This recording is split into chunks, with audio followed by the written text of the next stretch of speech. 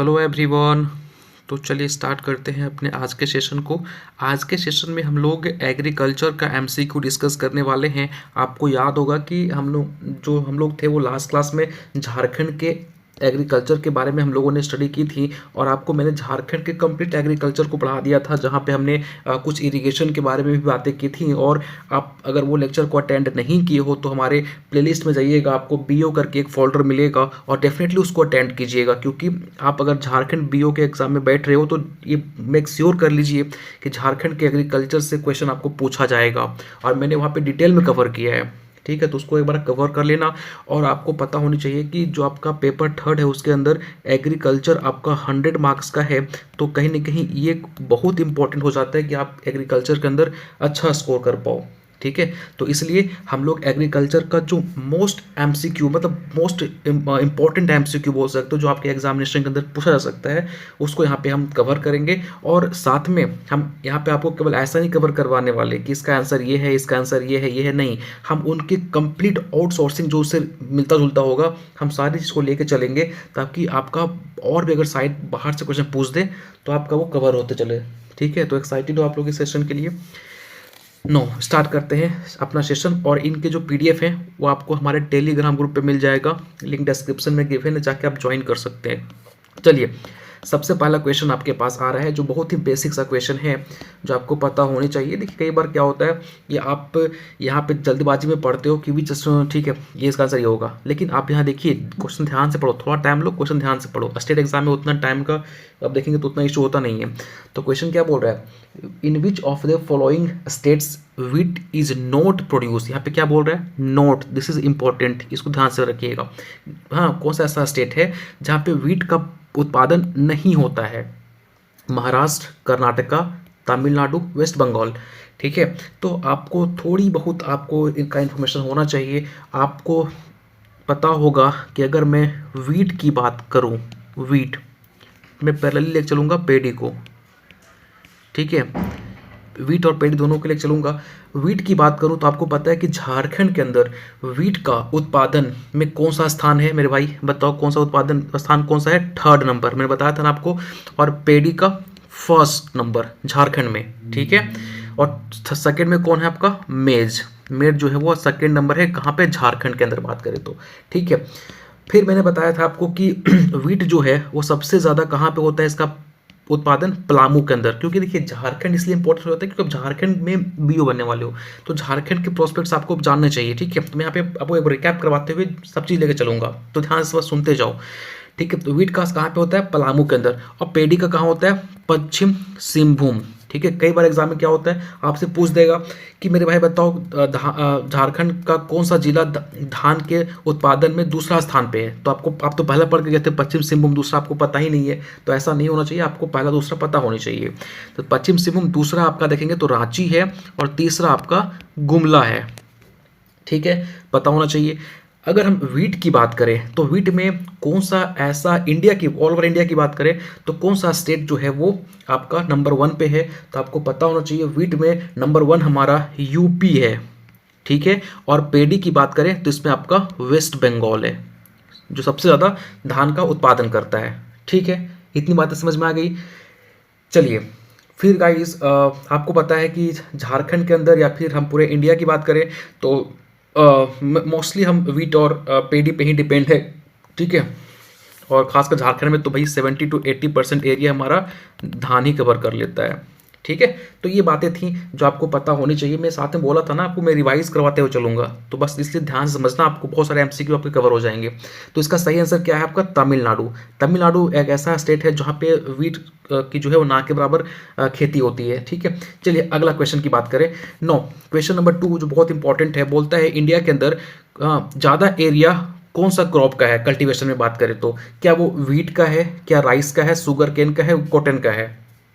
ठीक है, तो आपको पता ही है कि ज़्यादा एरिया जो है हमारा, तो आपको यहाँ पे राइस देखने को मिलेगा। आंसर बी जो है वो इसका सही है, क्योंकि पता ही आपको ज़्यादातर यहाँ पे लोग जो है इस पे ही डिपेंड है।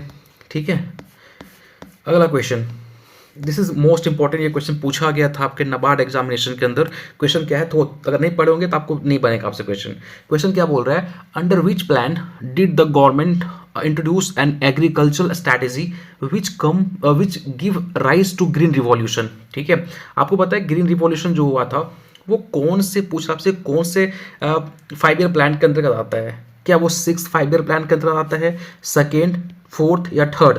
बताइए कौन से ये 5 ईयर प्लान के अंदर आता है। आपने पढ़ा होगा, मैं बार बोल रहा हूँ तो आप इसको आंसर दे पाएंगे, नहीं पढ़ा होगा तो बस आप याद रखिएगा कि ग्रीन रिवॉल्यूशन जो है, ठीक है, जिसको हरित क्रांति, इसके फादर कौन है, MS स्वामीनाथन। ठीक है, ये इनके फादर हैं, जो मोस्टली 1966 में आपको देखने को मिलेगा। ठीक है, ग्रीन रिवॉल्यूशन, जिसमें आपका वीट और राइस के ऊपर काफ़ी ज़्यादा काम हुआ था और इनसे हमारा जो प्रोडक्शन है वो काफ़ी तेज़ी से बढ़ा था। कहीं ना कहीं बोल सकते हैं कि आज हमारा एग्रीकल्चर अच्छा खासी जगह पे पहुंच चुका, तो कहीं ना कहीं इनका काफ़ी ज़्यादा योगदान था। हमने अच्छे क्वालिटी के यहाँ पे high yielding variety seed use किए, अच्छे सीड्स यूज किए, अच्छे फर्टिलाइजर अच्छा खासा यूज किए। मतलब हमारा बस एक ही मकसद था, किसी तरीके से हम उत्पादन को बढ़ा सकें। ठीक है, तो इनको आप देखेंगे तो थर्ड 5 ईयर प्लान के अंतर्गत इनको लाया गया था। ठीक है, आगे बात करते हैं। 9 कलर चेंज कर लेते हैं, नहीं चलो, पिंक कलर फेवरेट कलर, लड़कियां तो खुश हो जाएगी। नहीं, चलिए अगला question, which of the following is not a kharif crop. आपसे पूछ रहा है कि इनमें से बताइए कौन खरीफ क्रॉप नहीं है। तो ध्यान से मेरे भाई इसलिए बोलो, अगर जल्दबाजी में नहीं पढ़ना है। आप स्टेट में देख लो, आप अगर बात करें, आप AFO देते होगे, नाबार्ड देते होगे, तो उसके कंपेयर में आपके पास टाइम काफ़ी ज़्यादा होता है। आपके पास 2 घंटे के अप्रॉक्स टाइम है, तो आप आराम से चलो ना। क्या क्वेश्चन पूछ रहा है आपसे, नोट पूछ रहा है, आप जल्दबाजी में देखोगे अच्छा खरीफ क्रॉप, राइस मार्केट निकल गया आगे, ऐसा नहीं करना है। आपसे क्वेश्चन पूछ रहा है नॉट अ खरीफ क्रॉप, तो आपको पता है कि राइस जो है वो खरीफ क्रॉप है, शुगर केन खरीफ क्रॉप है, कॉटन खरीफ क्रॉप है, तो क्या बच गया, वीट। वीट क्या है, रबी क्रॉप है। ठीक है, समझ में आ गया। अच्छा, इसके अलावा और भी खरीफ क्रॉप के एग्जाम्पल बता सकते हो कि आप, चलिए बताइए। मेज भी क्या है, खरीफ क्रॉप है। शुगर केन तो मैंने बताया ही। ठीक है, ग्रीन ग्राम है ना, ग्राउंड नट, ये क्या है, खरीफ क्रॉप के अंदर आता है। ठीक है, चलिए आगे बढ़ते हैं। हाँ, ये क्वेश्चन इंपॉर्टेंट है, which is the home of alphonso mango. भैया बताइए इनमें से कौन सा होम ऑफ अल्फांसो मैंगो का घर बोला जाता है, कौन से जगह को बताइए। रत्नागिरी, बेनरेश, मालदा या फिर विजयवाड़ा। तो इसका सही आंसर आपको पता होना चाहिए। अल्फांसो जैसे है फर्स्ट में आपको होना चाहिए, अच्छा अल्फांसो रत्नागिरी, इसमें सोचना ही नहीं है आपको भाई। अगर पढ़े होंगे तो आपको पता है कि अल्फांसो मैंगो कहाँ आ जाएगा, रत्नागिरी। ठीक है, बट इनसे कुछ मिलता जुलता है, आपको क्वेश्चन पता होना चाहिए कि अल्फांसो के बारे में। पहली बात कि ये बहुत ही अच्छा स्वीट होता है और इनका बाकी मैंगो के कंपैरिजन में प्राइस थोड़ा सा अच्छा होता है, क्योंकि क्वालिटी इनकी अच्छी होती है। ठीक है, साथ में ये आपको मोस्टली वेस्टर्न इंडिया की तरफ या फिर नॉर्थ इंडिया की तरफ जाओगे तो वहाँ पे आपको देखने को मिलेगा। ठीक है, और कुछ हम अगर मैंगो के, आप पता है कि बहुत सारे मिला के हमने क्या बनाया, हाइब्रिड बनाया हुआ है। तो जैसे आपको एक और बताता हूँ ट्रिक्स है, जैसे DNA की बात करें तो DNA आपने सबने सुना है ना, तो DNA से हम एक क्रॉस को याद कर सकते हैं। पता है कैसे, अगर हम आम्रपाली की बात करें, हाँ भोजपुरी वाली समझ रहे हैं, तो आपके मन में क्या चल रहा है। आम्रपाली एक क्या है, मैंगो की वैरायटी है। तो आम्रपाली जो है वो किसका क्रॉस है, तो याद रखिएगा आम्रपाली, A फॉर आम्रपाली, और D से क्या हो जाएगा मेरे भाई, D से हो जाएगा दशहरी, D से दशहरी और नीलम को अगर हम क्रॉस करवा देंगे, दशहरी और नीलम को क्रॉस करवा देंगे तो हमें कौन सा मिलेगा, तो हमें आम्रपाली मिलेगा। ठीक है, दूसरा आपने RNA का नाम सुना है, RNA, ठीक है, राइबोज न्यूक्लिक एसिड, तो यहाँ पे वो उसकी बात नहीं कर रहा। RNA से आप याद कर सकते हो रत्ना, जो रत्ना है वो भी एक मैंगो की वैरायटी से पूछा जाता है क्रॉस। ठीक है, वो किसका क्रॉस है, तो रत्ना आपको पता होना चाहिए। N से क्या हो जाएगा, N से हो जाएगा नीलम और A से हो जाएगा अल्फोंसो और नीलम को क्रॉस करोगे तो क्या मिलेगा, रत्ना मिलेगा। ठीक है, समझ में आ गया। और अगर मैंने क्या अल्फांसो और नीलम को ना, तो क्या मिलेगा, यहाँ सॉरी देखो, यहाँ पे बस यही बात मैं आपको बोलना चाह रहा था कि देखो कई बार होता है, मैं भी यहाँ पे मिस्टेक कर गया, होता है। देखो नीलम और अल्फांसो, ये ध्यान रखना, नीलम और अल्फांसो को क्रॉस करोगे ना तो रत्न मिलेगा, लेकिन इसी को पलट दोगे, अगर अल्फांसो को क्रॉस कर दोगे नीलम के साथ, तो ये बात अलग हो जाएगा मेरे भाई। नीलम को आपने यहाँ पे क्या आपने as a male as a female रखा है ना, लेकिन अगर इसी को पलट दोगे, इसको फीमेल इसको मेल कर दोगे, तो आपको दूसरा ब्रीड मिल जाए, दूसरा वैरायटी मिल जाएगा। ब्रीड तो मोस्टली आपको पता होना चाहिए, ब्रीड जो है वो एनिमल के लिए यूज प्रयोग करते हैं और वैरायटी जो है आप क्रॉप्स के लिए प्रयोग करते हैं। तो अल्फांसो और नीलम को क्रॉस कर दोगे तो अब अलग मिल जाएगा आपको। अब क्या मिलेगा? अर्का नीलम, अर्का नीलम। तो ये भी आप याद रखिएगा, ऐसा नहीं कि कुछ जो मन किया वो कर दिया, नहीं। आप अगर इसको बदल रहे हो दैट मीन्स आप पेरेंट्स को बदल रहे हो। ठीक है, समझ में आ गया? अच्छा बताइए, किंग ऑफ फ्रूट्स कौन है? किंग ऑफ फ्रूट कौन है? Mango of course. और क्वीन कौन है मेरे भाई? क्वीन ऑफ फ्रूट कौन है? सर हमको तो सेब अच्छा लगता है, सेब होगा। अरे भाई किंग सेब तो क्या है? किंग ऑफ टेम्परेट फ्रूट है, पता ही है आपको। और king of semi arid fruit कौन है? आपका बेर हो जाएगा। ठीक है, अब यहाँ पे पूछ रहा है क्वीन, तो मैंगोस्टीन पता होना चाहिए आपको। मैंगोस्टीन जो है वो आपकी क्वीन ऑफ फ्रूट है। चलिए आगे बढ़ते हैं। Cultivation of wheat required. अब वीट के कल्टीवेशन में क्या क्लाइमेट रिक्वायर्ड होता है? आपको पता है कि वीट जो है मोस्टली रबी क्रॉप है। ठीक है, रबी क्रॉप है, मतलब ये क्या है? लॉन्ग डे क्रॉप है। अच्छा लॉन्ग डे क्या होता है? What is the meaning of long day crop? Long day plant क्या होते हैं? ऐसे प्लांट जिनको फ्लोरिंग के टाइम पे, दिस इज इंपॉर्टेंट, कहीं ऐसा नहीं कि भाई को किसी से पूछते हैं ना कि अच्छा बताइए लॉन्ग डे प्लांट क्या होता है, सर जिसको ज़्यादा लाइट चाहिए, ज़्यादा देर तक लाइट चाहिए। अरे ऐसा नहीं, टेक्निकल डेफिनेशन दो। तो ऐसे क्रॉप जिनको फ्लावरिंग के टाइम पे, आप देखेंगे जब आप वीट की कल्टीवेशन करते हो उस टाइम दिन छोटा करता है, लेकिन जब इनके वीट में जब फ्लावरिंग आना स्टार्ट हो जाता है उस टाइम दिन आपका बड़ा करने लगता है। तो ऐसे क्रॉप जिनको फ्लावरिंग के टाइम पे 14 to 16 आवर, मतलब 14 आवर से ज़्यादा का लाइट चाहिए होता है, उनको हम क्या बोलते हैं? लॉन्ग डे क्रॉप बोलते हैं, जिसमें आपका वीट भी आ जाएगा। ठीक है, समझ में आ गई बातें कि लॉन्ग डे क्रॉप क्या होता है। चलिए, तो आपको वीट का पता है कि भैया इनको 21 से या फिर 20 से 25 डिग्री सेल्सियस जो है वो रिक्वायर्ड होता है। ठीक है, और तो कहीं ना कहीं इनको अच्छा खासा भी टेम्परेचर चाहिए। दैट मीन्स कि इनको मॉडरेट टेम्परेचर और मॉडरेट रेन की रिक्वायर्ड होती है। This is the correct answer. ठीक है, मॉडरेट में चाहिए वो होगा इनको।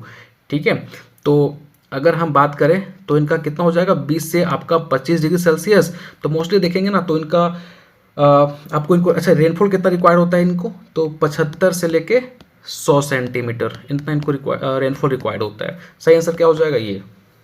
चलो आगे बढ़ते हैं।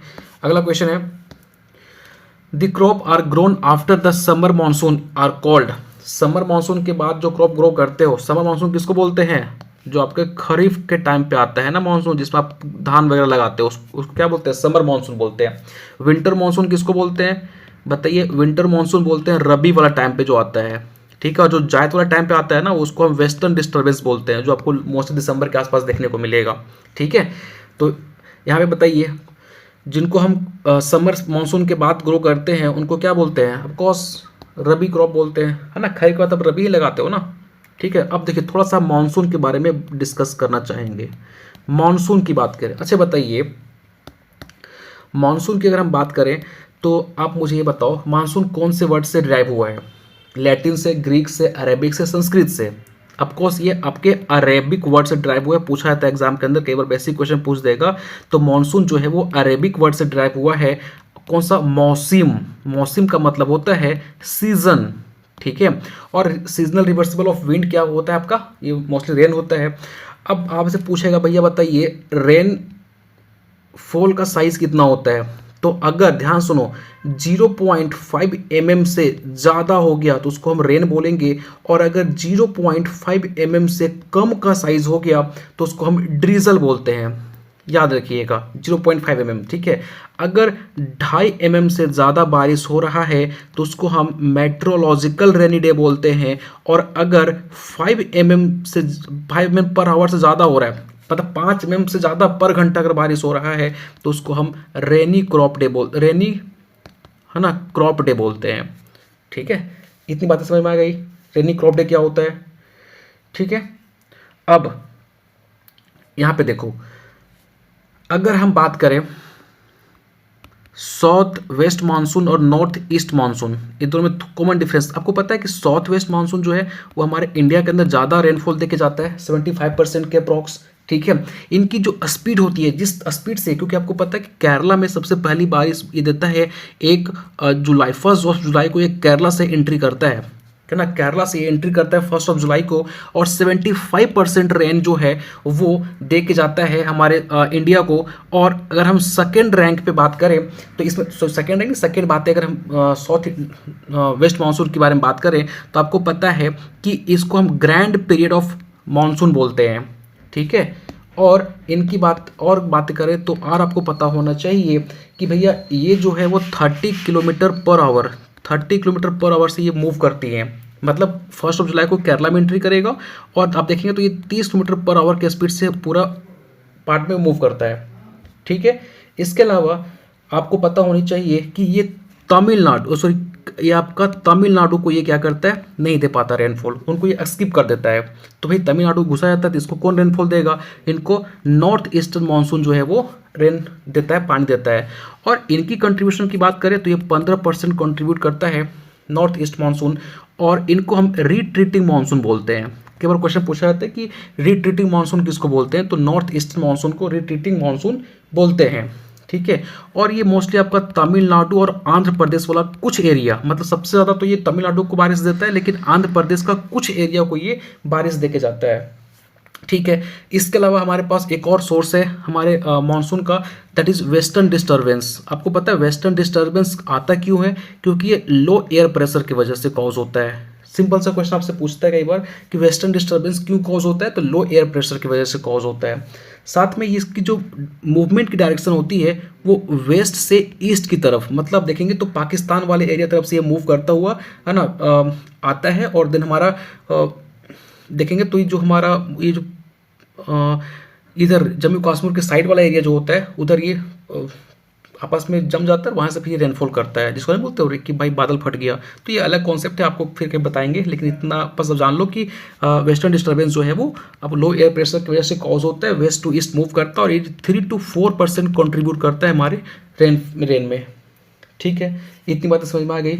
और एक क्वेश्चन आपसे और पूछ सकता है यहाँ पे कि भैया कौन सा ऐसा क्लाउड है जो बारिश के लिए रिस्पॉन्सिबल होता है, तो आप देखिएगा निम्बो, जब जहाँ भी आपको निम्बो दिखाई पड़े दैट मीन्स कि वो cloud making, rainfall making cloud है, ठीक है। दो इससे बनते हैं, एक निम्बो स्टेटस और एक क्यूमुलो निम्बस। क्यूमुलो मतलब हिप, मतलब पूरा जमा हो गया, ठीक है। और निम्बो स्टेटस जो होता है, मोस्टली दो ऐसे बादल होते हैं जो बारिश के लिए रिस्पॉन्सिबल होते हैं, क्यूमुलो निम्बस और निम्बो स्टेटस, ठीक। चले आगे बढ़ते हैं।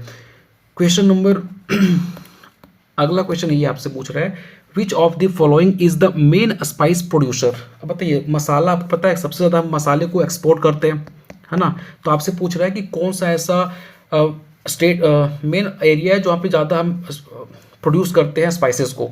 तो अगर आपको पता होना चाहिए कि हम अगर इंडिया की बात करें तो इंडिया में आपका मध्य प्रदेश, ठीक है, एक ऐसा जगह है जो एक ऐसा स्टेट बोल सकते हो जो सबसे ज़्यादा मसाले का प्रोडक्शन करता है, उत्पादन करता है। कौन? मध्य प्रदेश, ठीक है।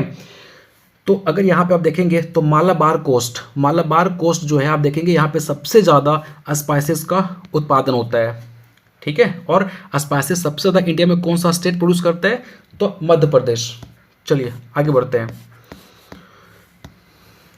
Which of the following has not been a component of the agricultural strategy that brought about the green revolution?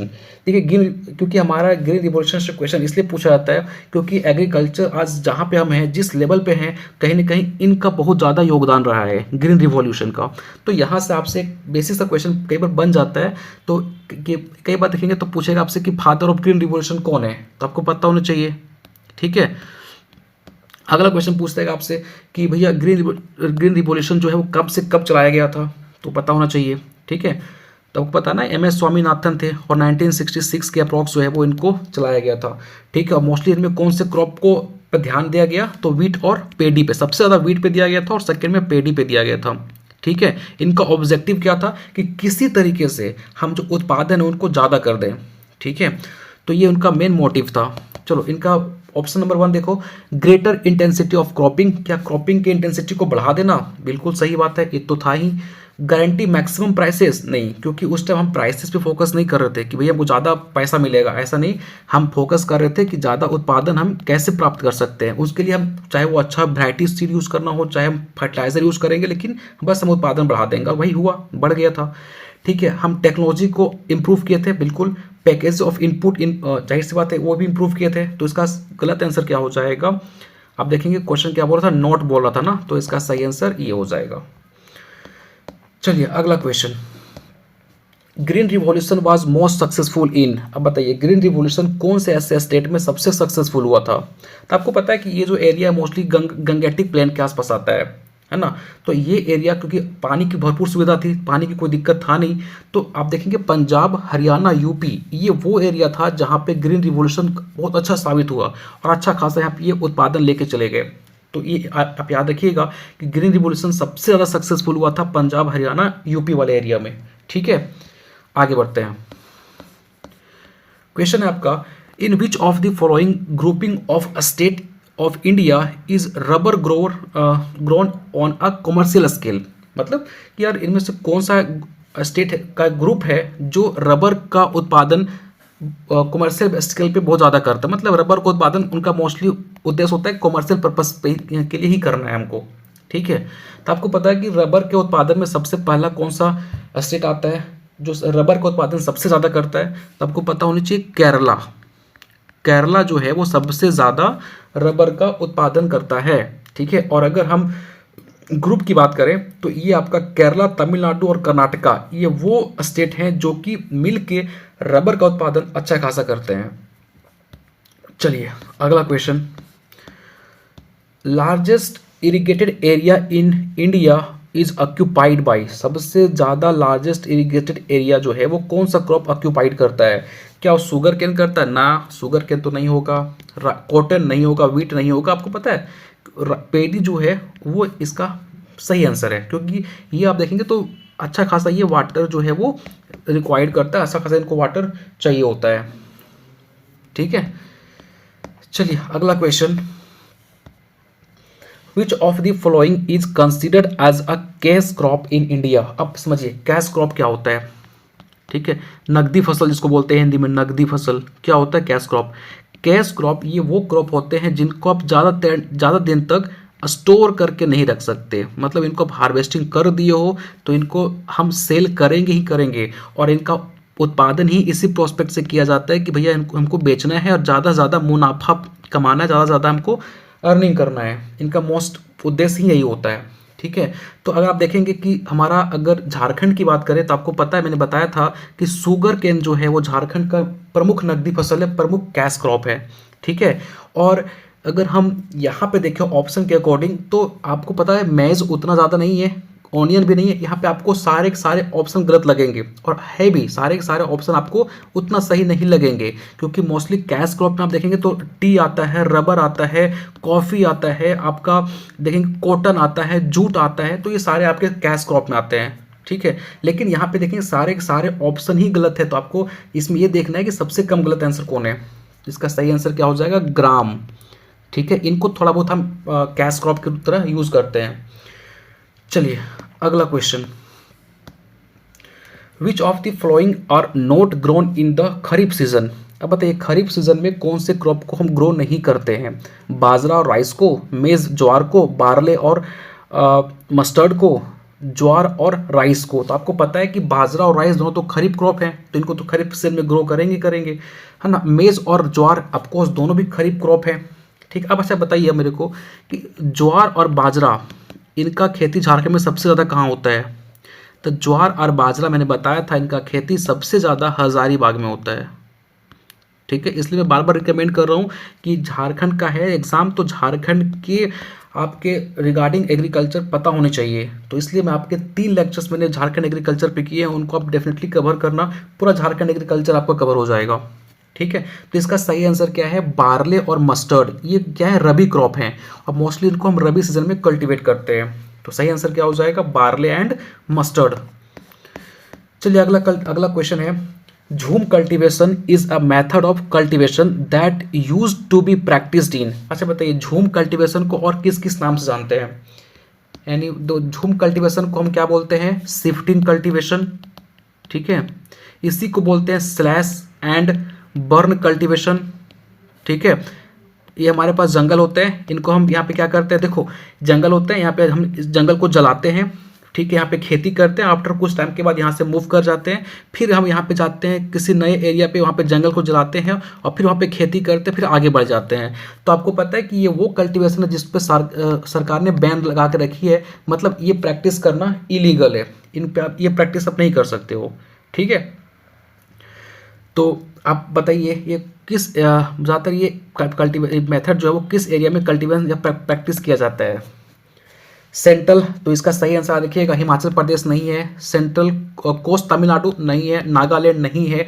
आप अगर इंडिया की बात करें ना तो आप देखेंगे तो जो आपका ये वाला पोर्शन है जैसे असम हो गया, जब मोस्टली जहाँ पे जंगल जंगल आपको दिखाई पड़ेगा, ठीक है। तो असम हो गया, तो उस वाला जो एरिया है ना वहाँ पे ज़्यादा आपको इस प्रैक्टिस करता हुआ दिखाई पड़ेगा। तो ये मोस्टली हम उस वाले एरिया में प्रैक्टिस करते हैं, ठीक है, जो आपका हिली एरिया हो गया, ठीक है। असम हो गया, इसके अलावा आप देखेंगे तो आपका मिजोरम हो गया, ठीक है। तो इसका आप सही आंसर देखेंगे तो होगा सेंट्रल हाईलैंड, ठीक है। अगला question, this is the important question. Of the gross cropped area in India the food grain occupied, ठीक है। हमको पता है कि हमारा जो इंडिया है या फिर झारखंड की बात करें तो मैक्सिमम हम किस पे डिपेंड है, क्या हम ये इस पे डिपेंड है कि ज़्यादा हम पल्सेस लगाएंगे, ज़्यादा हम तेलहनी फसल लगाएंगे, ज़्यादा हम फाइबर क्रॉप लगाएंगे, नहीं। हम क्योंकि हमारा किसान उतना ज़्यादा टेक्निकल नहीं है, उतना एडवांस नहीं है, तो हम ज़्यादातर ये सोचते हैं कि हम ऐसे फसल को लगाएं जिससे हमारा आजीविका चल जाए, जिसको हम हर रोज़ खाते हैं। ज़्यादातर हम व्हीट और राइस पे ही डिपेंड है ना। तो याद रखिएगा ये ज़्यादातर जो आते हैं हमारे फूड ग्रेन में आते हैं और ये एरिया आपका 75% से ज़्यादा ऑक्यूपाइड है। तो ये इंपॉर्टेंट है आपका क्वेश्चन, 75% से ज़्यादा एरिया हमारा फूड ग्रेन कवर करता है। चलो अगला क्वेश्चन है हमारा, विच of the following is not an high yielding variety of wheat.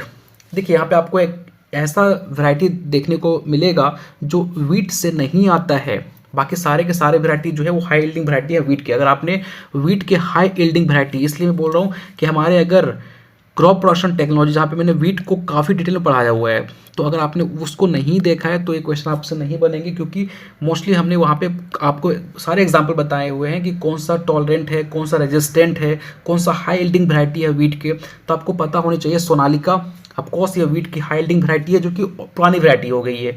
कल्याण सोना और गिरजा ये है ना, ये आपके लिए न्यू होगा, लेकिन ये भी किसकी वैरायटी है, व्हीट की ही वैरायटी है। रत्ना आपको याद होगा, रत्ना जो है वो आपका पेडी की वैरायटी है, ठीक, और ये भी रेजिस्टेंट वैरायटी है। मोस्टली ये आपका 130 से 135 दिनों में तैयार हो जाती है, और ये बिहार वगैरह जो है वो बिहार हो गया, मध्य प्रदेश हो गया, असम हो गया, पंजाब हो गया, वो एरिया में इनको काफ़ी ज़्यादा लगाया जाता है, ठीक है। तो सही आंसर क्या हो जाएगा, रत्ना।